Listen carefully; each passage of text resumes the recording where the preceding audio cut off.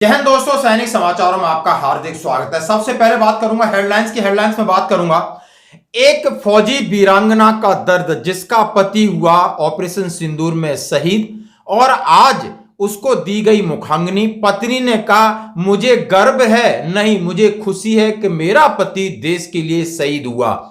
क्या कहा और ये वीडियो सुनकर के वहां पर मीडिया चौंक गई। आखिर किस अंदाज में कहा, एक झलक देखना। चेहरे पे अंदर दर्द था, बाहर मुस्कुराहट थी। यानी सब लोग, हर मीडिया कह रही आखिर कितना कितना बड़ा करेजा होगा, इसलिए इनको विधवा नहीं वीरांगना कहते। जरा याद रखना, इस वीडियो को नहीं देखा तो कुछ नहीं देखा। आखिर कौन है हवलदार सुनील कुमार? पंचतत्व में विलीन हुए 14 साल के बेटे ने दी मुखाग्नि। हाँ जी दोस्तों, ऑपरेशन सिंदूर में घायल होने के बाद बिल्कुल हॉस्पिटल में थे, लेकिन कल उनका देहांत हुआ, यानी देश के लिए कुर्बान हुए। फिर क्या हुआ वो देखने वाली बात है। और मैं बात करूंगा पाकिस्तान में 4 महीने रहने वाला सैनिक चंदू चौहान, बिल्कुल, और उनके खिलाफ एफआईआर दर्ज कराई गई है क्योंकि वो सैनिकों को भड़का रहे हैं, विद्रोह फैला रहे हैं। आखिर क्या है मामला, इसके बारे में बात करूंगा। और दोस्तों, तीसरी खबर, ऑपरेशन सिंदूर में माननीय प्रधानमंत्री की जीत तो सेना की जीत हुई, लेकिन उनके नेताओं ने चमचागिरी के चक्कर में वाट लगा दी। अब कांग्रेस उनके ऊपर कर रही है प्रहार। आखिर मोदी जी ने क्या पाया, क्या खोया? यानी आगे यदि मोदी जी खड़े होते हैं तो क्या उन्हें विश्वगुरु बोला जाएगा? क्या ट्रंप पर भरोसा किया जाएगा? आगे लड़ाई होगी तो फिर किस पर भरोसा किया जाएगा? ये सारे सवाल उठ रहे हैं, तो बारी बारी से बात करेंगे। सबसे पहले एक झलक थोड़ी देखिए।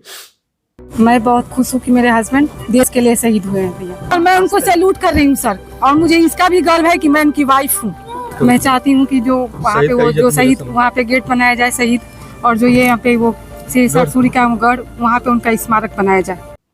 मैं न्यूज 24 को धन्यवाद देना चाहता हूं कि इस तरीके के आपने वीडियो डाल करके, यानी देश में लोगों को पता चले कि वीरांगना किसको कहते हैं। एक जिसका पति हवलदार और शहीद हुआ हो, और उससे पूछा जा रहा है कि आप कैसा महसूस कर रही हैं, और महसूस करने के जवाब में वो कह रही हैं कि मुझे बहुत खुशी है कि मेरा पति देश के लिए शहीद हुआ और हमें सरकार से कुछ नहीं चाहिए, नेताओं से कुछ नहीं चाहिए, प्रशासन से कुछ नहीं चाहिए। उन्होंने क्या अपने बच्चे को फौज में भेजोगी? बोला समय आएगा तब बताएंगे, हमें शहीद गेट चाहिए और उनकी स्मृति यादगार, वो उनका नाम अमर रहे, इस प्रकार का चीज चाहिए। और वहां पर लोग रह गए, वाह वाह क्या चीज है, सबके मुंह से वाह निकल ली। और फिर भारत माता की जय और वंदे मातरम के नारे लगाए जाते हैं। यानी ये है दिल, आप देख सकते हो। कुर्बानी सिर्फ फैमिली उनकी, हवलदार सुनील कुमार तो गए, लेकिन पत्नी ने भी कुर्बानी दी, बच्चों ने भी कुर्बानी दी, माता पिता ने कुर्बानी दी।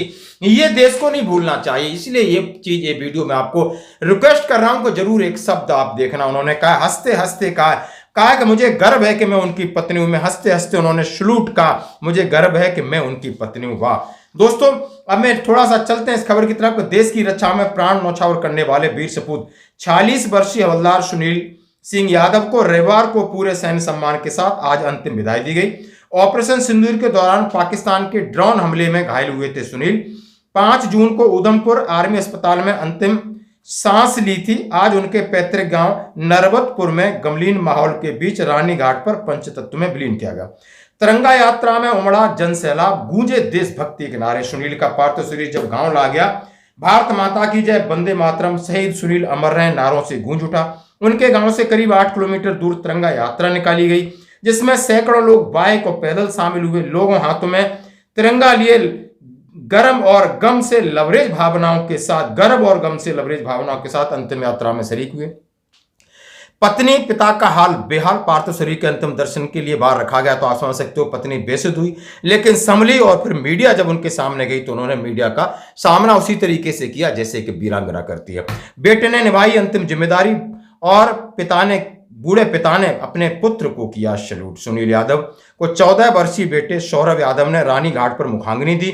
इस दृश्य ने हर किसी की आंखें नम कर दी। मुखाग्नि देने के बाद बुजुर्ग पिता ने बेटे ने अपने बेटे को सैल्यूट किया, अंतिम बार सैल्यूट किया। देख सकते हैं नेताओं ने श्रद्धांजलि दी। 27 दिन चलता रहा जीवन का संघर्ष, लेकिन मुस्कुराते रहे। बोला, रोना नहीं है, मैं शहीद हो रहा हूं, रोना नहीं है, मैं शहीद हो रहा हूं। अपनी पत्नी बच्चों को पहले ही कह दिया था। क्यों?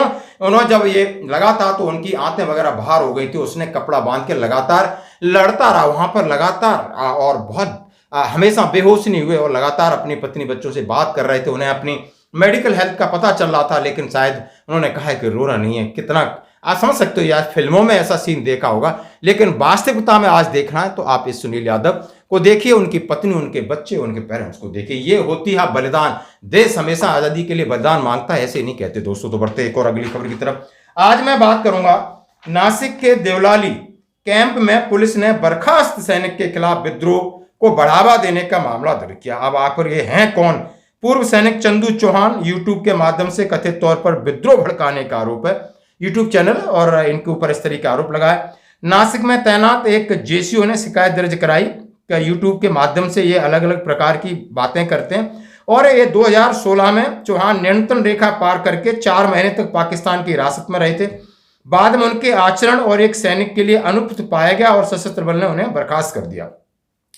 धाराएं उनके पास लगी हैं 353 1A 161 163 168 के तहत आरोप लगाए गए कि ये धाराएं विद्रोह को भड़काने, वरिष्ठ अधिकारियों पर हमले के लिए उकसाना, सेना छोड़ने को प्रोत्साहित करने और सैन्य पोशाक के अनधिकृत उपयोग के इरादे से बयान से संबंधित है कि आप अलग अलग प्रकार की सेना का मनोबल, जवानों को इस तरह भड़काना और जवान और वर्दी के खिलाफ वर्दी पहनना, इसके खिलाफ उनके ऊपर ये कार्रवाई की गई है। अधिकारियों ने बताया कि चौहान को मुंबई, दिल्ली, लखनऊ सहित शहरों में बैनर के साथ अन्य शैली की पोशाक पहने सड़कों पर भीख मांगते हुए देखा गया है, जहां वहां कथित तौर पर जनता की सहानुभूति हासिल करने के लिए गलत सूचना फैला रहे हैं। तो दोस्तों, आपको लगता है, आपकी इसमें क्या प्रतिक्रिया है कि आप इस तरह भीख मांगो, झंडा पकड़ाओ और उसमें आपका मोटिव हो कि अग्निवीर के मैं खिलाफ लड़ रहा हूं, या आपने लड़ाई छोड़ करके आप इस तरीके का जिस तरीके की प्रेजेंटेशन मैं कहूंगा आप देना चाहते हो, उससे आखिर क्या पाएगा, क्या खोएगा, ये बात की बात है। लेकिन इनके ऊपर इस तरीके का FIR कराई गई दोस्तों।